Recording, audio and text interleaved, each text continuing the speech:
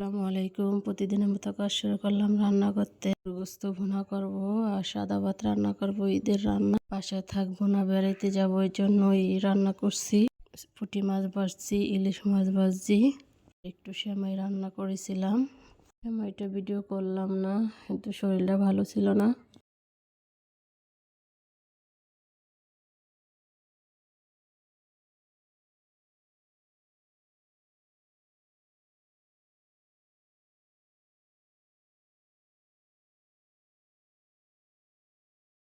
গরম মশলা দিয়ে দিলাম, দিয়ে ভালোভাবে কষিয়ে নিব।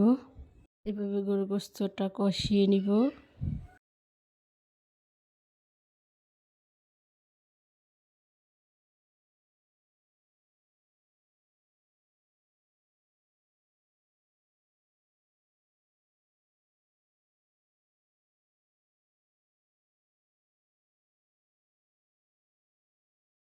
কষানো হয়ে গেছে, এখন পানি দিয়ে দিব। একবারে বোনা বোনা করবো, বেশি ঝোল রাখবো না।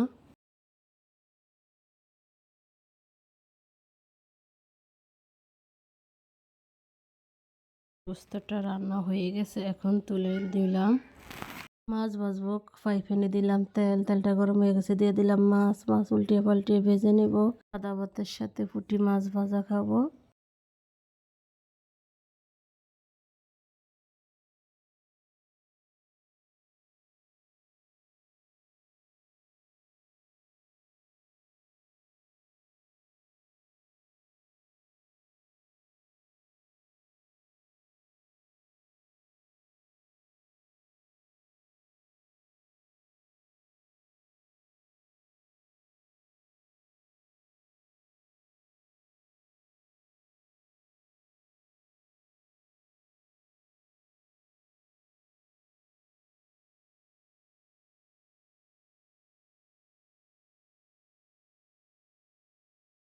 মাছটা ভাজা হয়ে গেছে, এখন তুলে নিলাম। ইলিশ মাছ ভেজে নেব।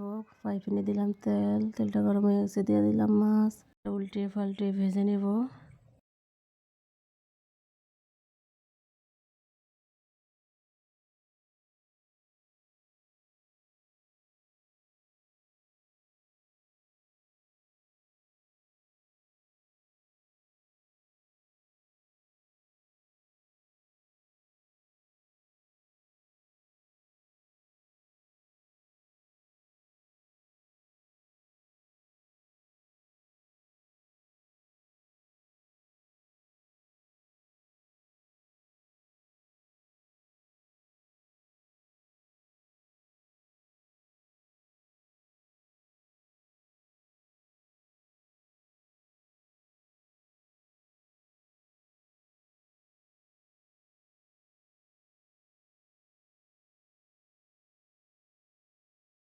ভাজা হয়ে গেছে, এখন তুলে নিলাম।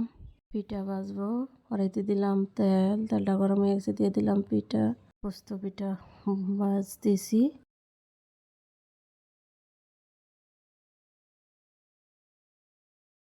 পাল্টে লাল লাল করে ভেজে নেব।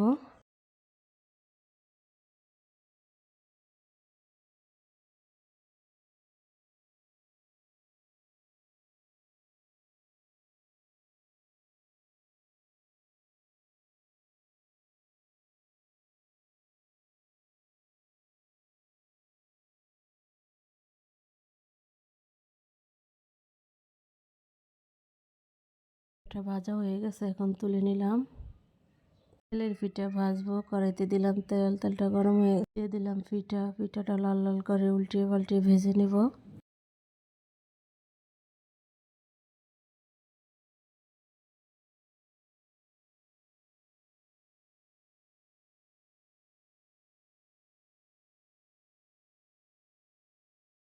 এটা ভাজা হয়ে গেছে, এখন তুলে নিলাম। পিঠা ভেজে নিচ্ছি।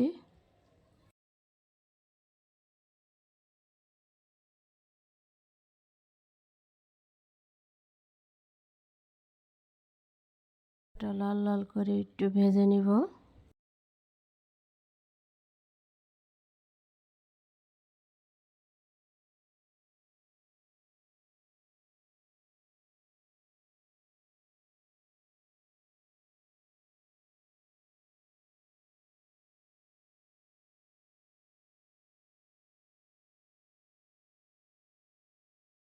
পিঠাটা ভাজা হয়ে গেছে, ভাজা হয়ে নিলাম, তুলে নিলাম। তো রান্নাটা এখানে শেষ, কালকাটা নতুন ব্লগ নিয়ে আসবো। আসসালামু আলাইকুম।